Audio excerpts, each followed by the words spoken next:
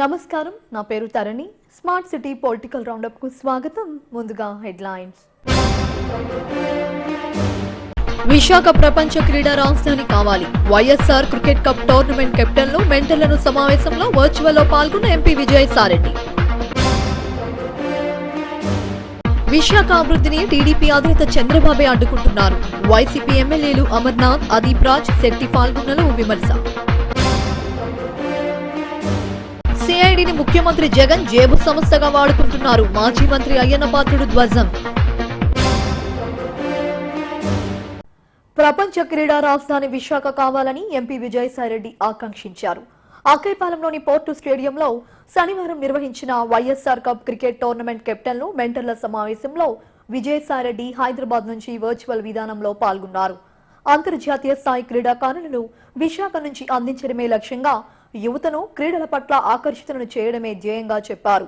ప్రారంభోత్సవం రోజునే క్రీడాకారులకు మరింత ప్రోత్సహించేందుకు సూపర్ ఓవర్ పోటీని నిర్వహించినట్లు తెలిపారు. 490 టీముల్లో లక్కీ డిప్ ద్వారా కేవలం 2 టీములను ఎంపిక చేసి పోటీ నిర్వహిస్తామన్నారు. విన్నర్ టీంకు ₹1,00,000, రన్నర్ టీం 50,000తో పాటు ట్రోఫీ అందజేస్తామన్నారు. ఈ నెల 21న ప్రారంభమై జనవరి 9న ముగింపోత్సవాలు నిర్వహిస్తామన్నారు. క్రికెట్ దేశభక్తిని పెంపొందించే క్రీడ అని మంత్రి ముత్తంశెట్టి శ్రీనివాసరావు అన్నారు.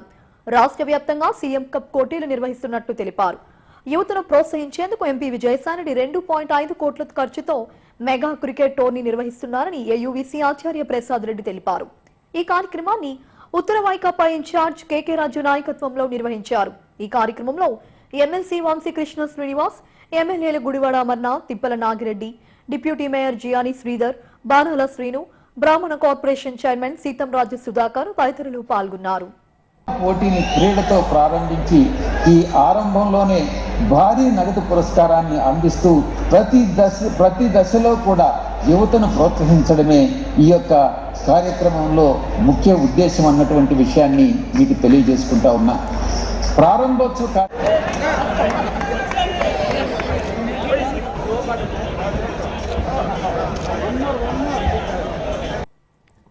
విశాఖ అభివృద్ధిని ప్రతిపక్ష నేత చంద్రబాబు న్యాయస్థానాల ద్వారా అడ్డుకుంటున్నారని వైసీపీ ఎమ్మెల్యేలు మండిపడ్డారు. నగరంలోని పార్టీ కార్యాలయంలో ఎమ్మెల్యేలు గుడివాడ అమర్నాథ్, అదీప్ రాజ్, శెట్టి పాల్గొనలు మీడియాతో మాట్లాడారు. విశాఖ సముద్రంలో మునిగిపోతుందన్న తప్పుడు ప్రచారం చేస్తున్నారని విమర్శించారు. అన్నం పెట్టిన చేయినే నరికి సొంత మామకే వెన్నుపోటు పొడిచారని ఎద్దేవా చేశారు. వైఎస్ఆర్ హయాంలోనే విశాఖ ఎంతో అభివృద్ధి చెందిందన్నారు. స్టీల్ ప్లాంట్ విషయంలో పవన్ కళ్యాణ్ అవగాహన లేకుండా మాట్లాడుతున్నారని మండిపడ్డారు. రాష్ట్ర ప్రభుత్వానికి స్టీల్ ప్లాంట్ లో ₹1 కూడా వాటా లేదని దీనిని గ్రహించాలన్నారు. రాజకీయ సిద్ధాంతం లేని పవన్ 7 ఏళ్లలో 5 పార్టీలు మారారని తెలిపారు. ఎన్నికల ముందు హామీలు ఇవ్వడం బీజేపీకి పరిపాటేనని, అందులో భాగంగానే బీహార్ కు ప్రత్యేక హోదా ప్రకటన చేశారని తెలిపారు. కేంద్ర ప్రభుత్వానికి తప్పలేదట, అడుగుతున్నటువంటి అడగాల్సినటువంటి రాష్ట్ర ప్రభుత్వానికి తప్పని చెప్తా ఉన్నారు. ఏమైనా బుద్ధులు మాట్లాడుతూ ఉన్నారండి? ఆ రోజు ఏం చెప్పాడు, ఒకరోజు ఎవరు చెప్తారు? ఈ రాష్ట్ర ప్రయోజనాలు, దేశ ప్రయోజనాల కోసం తీసుకున్నటువంటి నిర్ణయంలో భాగంగా చేస్తున్నటువంటి నిర్ణయం విశాఖపట్నం స్టీల్ ప్లాంట్ అమ్మాయి తప్ప ఇది ఒక విశాఖపట్నాన్ని ఉద్దేశం చేస్తున్నటువంటి కాదని ఆయన చెప్పారు. దానికి సమాధానం అది ఎవరు చేస్తున్నారు? ఈరోజు విశాఖపట్నం స్టీల్ ప్లాంట్ లో కనీసం ₹1 వాటా ఈ రాష్ట్ర ప్రభుత్వానికి ఉన్న అనేకమైనటువంటి ఇబ్బందులు చూస్తున్న సంగతి అందరికీ కూడా తెలుసు. అటువంటి పరిస్థితి మళ్ళీ రాకూడదు. అన్ని ప్రాంతాలు కూడా సమానంగా సమగ్రంగా అభివృద్ధి చెందాలి.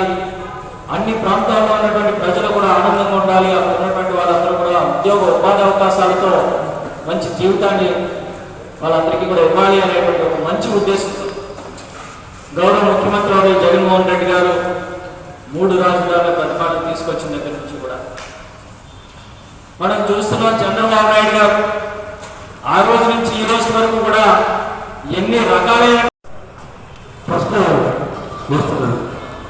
ఏంటంటే రాష్ట్రం వేరే సమయంలో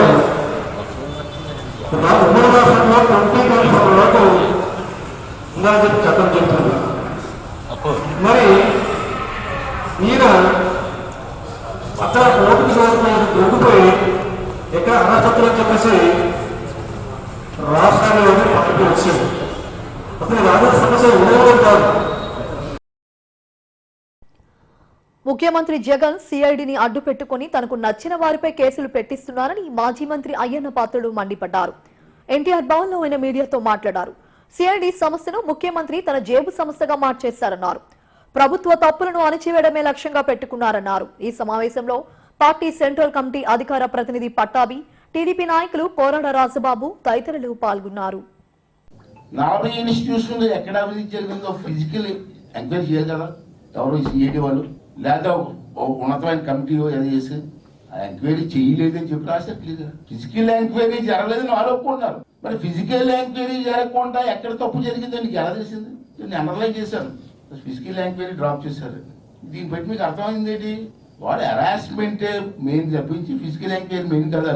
వాళ్ళకి తెలిసి అవినీతి జరగలేదని బురద చల్లే కార్యక్రమం ఇది రాసి నేను అండర్లైన్ చేశాను. కాదని చెప్పగలరా? అంచేత ఈ ప్రెస్ మీట్ ఎందుకు పెట్టానంటే ముఖ్యంగా ఏంటండి, సిఐడి డిపార్ట్మెంట్ ని ఫిజికల్ ఎంక్వైరీ చేయకుండా మీరు రిపోర్ట్ ఎలా చేశారు, ఎలాగ హెరాస్మెంట్ చేస్తున్నారు, ఎలాగ అరెస్ట్ చేస్తున్నారు, ఎలా రిమైండ్ రిపోర్ట్ రాశారు, ఏ ఆధారంతో రాశారు. ఇవాళ మీరు ప్రెస్ ద్వారా ముఖ్యమంత్రి గారిని వీళ్ళందరి డిపార్ట్మెంట్ అందరినీ కూడా ఎంక్వైరీ డిమాండ్ చేసేది ఏంటంటే, నేను వస్తాను ఫిజికల్ ఎంక్వైరీకి, నేనే స్వయంగా వస్తాను, రండి. మనం 40 కాలేజీలు ఇచ్చాం రాష్ట్రంలో, ఈ 40 కాలేజీలు కూడా ఎంక్వైరీ చేద్దాం. మీరు నేను కూడా వస్తాను, మీతో పాటు నేను కూడా వస్తాను, నేను సిద్ధంగా ఉన్నాను, ఛాలెంజ్ చేస్తున్నాను. ఈ 40 కాలేజీలు ఎంక్వైరీ చేసిన తర్వాత ఫిజికల్ గా ఎంక్వైరీ చేసి మేము కొన్న టూల్స్ కానీ, మేము ఖర్చు పెట్టిన డబ్బు కానీ ఇవన్నీ కూడా సక్రమంగా ఉన్నాయో లేదో నా సమక్షంలో నేను రావడానికి సిద్ధంగా ఉన్నాను. చేయగలరా? ఆ దమ్ము మీకుందా? సిఐడి డిపార్ట్మెంట్ కి గుడి ప్రాంగణంలో జగన్ రెడ్డి రక్షక గోవింద గోవింద జగన్ గోవింద అని అడుగుతుంటాయి. ఏంటి మన సాంప్రదాయాలు ఏంటి, మన సంస్కృతి ఏంటి, మన తిరుపతి దేవస్థానం ఏంటిదండి? ఎన్ఏడి రోటరీ ఫ్లైఓవర్ వంతెనను తన హయాంలో జాతికి అంకితం ఇవ్వడం తనకెంతో ఆనందంగా ఉందని పశ్చిమ ఎమ్మెల్యే గణబాబు అన్నారు. 150 కోట్ల వ్యయంతో నిర్మించిన ఎన్ఏడి రోటరీ ఫ్లై వంతెనకు టీడీపీ హయాంలోనే శంకుస్థాపన చేశారని, ముఖ్యమంత్రి జగన్ దాన్ని ప్రారంభించారని తెలిపారు. చిరకాలంకంగా ఉన్న ట్రాఫిక్ సమస్యకు ఒక పరిష్కారం లభించిందని ఎమ్మెల్యే గణబాబు అన్నారు. ప్రజాప్రతినిధులుగా ఎన్నికైన వారికి అరుదైనటువంటి అవకాశం ప్రజలకు ఉపయోగపడేటువంటి ఒక పెద్ద ప్రాజెక్టులు నిర్మాణానికి నోచుకున్నప్పుడు అవి శంకుస్థాపన నుంచి ప్రారంభానికి వచ్చేటప్పటికీ ప్రజాప్రతినిధులు మారిపోవడం జరుగుతూ ఉంటుంది.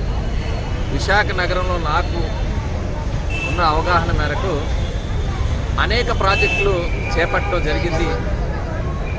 అది 100 కోట్లకు పైగా వెచ్చించి ప్రజా అవసరాలకు ఉపయోగించేటువంటి అనేక కార్యక్రమాలు కార్పొరేషన్ నుంచి కానీ లేకపోతే విఎంఆర్డీఏ నుంచి కానీ.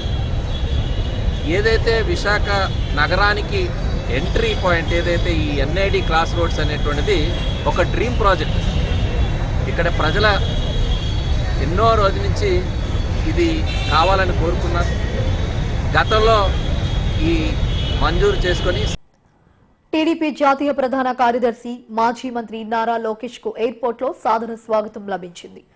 రుషికొండలో జరిగిన మాజీ మంత్రి బండారు సత్యనారాయణమూర్తి కుమారుడు బండారు అప్పలనాయుడు వివాహానికి నారా లోకేష్, రాష్ట్ర అధ్యక్షుడు అచ్చెన్నాయుడు, మంత్రి బొత్స సత్యనారాయణ తదితరులు హాజరయ్యారు. ఎయిర్పోర్ట్ లో లోకేష్ కు పార్టీ నేతలు ఘన స్వాగతం పలికారు. ఆయనతో సెల్ఫీలు దిగారు.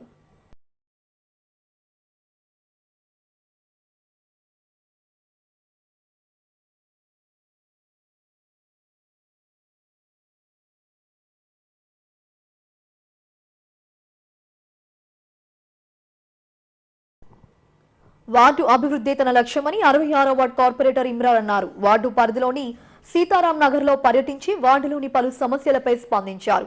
పారిశుద్ధ్య, సచివాలయ సిబ్బంది ఎప్పుడూ ప్రజలకు అందుబాటులో ఉండాలని ఆదేశించారు. ఈ కార్యక్రమంలో వార్డు నాయకులు, కార్యకర్తలు పాల్గొన్నారు. అలాగే ఈ శానిటరీ సిబ్బందులు ప్రతి ఒక్కరు, అలాగే మా వైఎస్ఆర్సీపీ సీనియర్ నాయకులు భద్రెల్లీశ్వర గారు, కాజా గారు, బాసా గారు, అలాగే ఇప్పుడున్న దేవునిబాబు గారు, సఫీ అన్న, ప్రతి ఒక్కరు కూడా నాతో పాటు వచ్చిన వాలంటీర్స్ అందరికి కూడా ఎంత ఉదయం మా వెనకాతలు వచ్చి సమస్యల పట్ల వీళ్ళందరూ వచ్చినందుకు గాను ఈ వార్డు కార్పొరేటర్గా వీళ్ళందరికీ కూడా నమస్సుమాంజలి తెలియజేసుకుంటూ, మనం ఏదైతే ఎలక్షన్ అప్పుడు హామీ ఇచ్చామో ప్రతి ఒక్క ఇంటికి, ప్రతి ఒక్క గడపకి వెళ్ళి మీ సమస్య నా సమస్యగా భావిస్తానని చెప్పి ఏ విధంగా చెప్పామో అదేవిధంగా ఈరోజు సీతారాం నగర్ ఉదయాన్నే ప్రతి వీధి వాడవాడ కూడా ఏ సమస్య ఉన్నా నా సమస్యగా భావించి వచ్చినా మేమందరం కూడా వచ్చాం. ఈ యొక్క వాటర్ లైన్ ప్రాబ్లం ఉంది. కొన్ని రోజుల్లో ఎలాగైనా 20 లక్షలు శాంక్షన్ అయింది. ఆ శాంక్షన్ అయ్యి రేపో ఎల్లుండో మనకి ఈ water pipe line HDP pipe line కూడా శంకుస్థాపనకి రెడీగా ఉంది. రాబోయే రోజుల్లో ఈ ఒక 15 రోజుల్లో ఈ వాటర్ సమస్య కూడా పూర్తవుతుందని కూడా తెలియజేసుకుంటాను. అలాగే యూజీడీ లైన్ అవగానే ఈ రోడ్లు మరమ్మత్తు పూర్తిగా శాశ్వతంగా పరిష్కరించే దిశగా పయనిస్తామని కూడా చెప్తాను. అలాగే జనవరి వరకు ఇక్కడున్న వీధిలో ఉన్న ప్రతి ఒక్కరికి కూడా వార్డులో ఉన్న ప్రతి ఒక్క నాయకులకి అలాగే ప్రజలందరికీ కూడా తెలియజేసుకుంటా ఉన్నా, జనవరి నాటికి మొత్తం లైట్లన్నీ మరమ్మతులు కొత్త లైట్లు కూడా వస్తాయి. ఆ లైట్ల నిమిత్తం ప్రతి ఒక్కరికి కూడా ఇబ్బంది లేకుండా సమస్యలు పరిగణనలో తీసుకుంటామని చెప్పి తెలియజేసుకుంటాం. స్టీల్ ప్లాంట్ ప్రైవేటీకరణకు వ్యతిరేకంగా జనసేన 3 రోజుల పాటు డిజిటల్ ప్రచారాలు ప్రారంభించింది. పార్టీ అధినేత పవన్ కళ్యాణ్ పిలుపు మేరకు జనసేన నేతలు స్టీల్ ప్లాంట్ ఆర్చ్ వద్ద జరుగుతున్న రిలే దీక్షలు 310వ రోజు కొనసాగాయి. ఈ దీక్షలకు సంఘీభావంగా ప్లకార్డులు ప్రదర్శించారు. వైసీపీ, టీడీపీ ఎంపీలు పార్లమెంటు వేదికగా పోరాడాలని జనసేన 64వ ward corporator Dalli Govind, party నాయకులు గడసాల అప్పారావులు డిమాండ్ చేశారు. ఉక్కును ప్రైవేట్ పరం చేస్తుంటే రాష్ట్ర ప్రభుత్వం స్పందించడం లేదని ఆరోపించారు.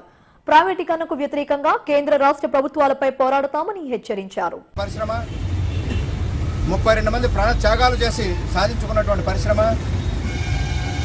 ఇటువంటి పరిశ్రమను రక్షించుకోవాల్సిన బాధ్యత మన అందరి మీద ఉంది. దానికి ప్రముఖ బాధ్యత ఇక్కడ కార్మిక సంఘాలు తీసుకొని 310 రోజులుగా నిరాహార దీక్షలు చేస్తున్నారనంటే ఈ భారతదేశ ప్రజానీకం అంతా కూడా ఈ స్టీల్ ప్లాంట్ ఉద్యోగుల్ని, కార్మిక సంఘాలని, ఈ దేశ సంపదని వీళ్ళెవరో ప్రైవేట్ వ్యక్తులకి, కార్పొరేట్ సెక్టార్లకి దారాదత్తం చేస్తామనడం చాలా శోచనీయం. కారు చౌకగా అమ్మేయాలని చెప్పేసి కేంద్ర ప్రభుత్వం ప్రయత్నాలు చేస్తుంది. దాన్ని అడ్డుకోవడం కోసం అని చెప్పేసి జనసేన పార్టీ నుంచి నాయకులకు, జన సైనికులకు, వీర మహిళలకు, అందరికీ కూడా ఉద్యోగులకు అందరికీ కూడా ముందుగా ధన్యవాదాలు తెలియజేసుకుంటూ మనం చూస్తూ ఉన్నాం 300 విశాఖ ఉక్కు ప్రైవేటీకరణ రద్దు చేసేటట్టుగా వాళ్ళందరూ చేయాలని చెప్పేసి మన జనసేన పార్టీ అధినేత పవన్ కళ్యాణ్ గారు ఈరోజు ఇటువంటి దీక్ష చేయడం జరుగుతుంది. ఇటువంటి డిజిటల్ కార్యక్రమం చేయడం జరుగుతూ ఉన్నది. దీనికి విశాఖ ఉక్కులో ఉన్న విశాఖపట్నంలో ఉన్నటువంటి ప్రతి విశాఖ ఉక్కు ఉద్యోగులు కానీ, కాంట్రాక్ట్ కార్మికులు కానీ, ప్రజానీకం కానీ, జన సైనికులు కానీ, వీర మహిళలు కానీ ప్రతి ఒక్కరు కూడా బాధ్యత తీసుకొని అందరూ కూడా విశాఖ ఉక్కుని ప్రైవేటీకరణ చేయవద్దు, పబ్లిక్ చట్టాలను నడిపించండి అని చెప్పేసి అందరూ కూడా ట్యాగ్. బులెటిన్ ముగించే ముందు హెడ్లైన్స్ మరోసారి. విశాఖ ప్రపంచ క్రీడా రాజధాని కావాలి. వైఎస్ఆర్ క్రికెట్ కప్ టోర్నమెంట్ కెప్టెన్లు మెంటర్లను సమావేశంలో వర్చువల్ లో పాల్గొన్న ఎంపీ విజయసాయిరెడ్డి. విశాఖ అభివృద్ధిని టీడీపీ అధినేత చంద్రబాబే అడ్డుకుంటున్నారు. వైసీపీ ఎమ్మెల్యేలు అమర్నాథ్, అదీప్ రాజ్, శెట్టి పాల్గొన్నలు విమర్శ. సిఐడిని ముఖ్యమంత్రి జగన్ జేబు సంస్థగా వాడుకుంటున్నారు. మాజీ మంత్రి అయ్యన్న పాత్రుడు ధ్వజం. ఇవి smart city political round of విశేషాలు. మరిన్ని వార్తా విశేషాల కోసం చూస్తూనే ఉండండి SGV న్యూస్.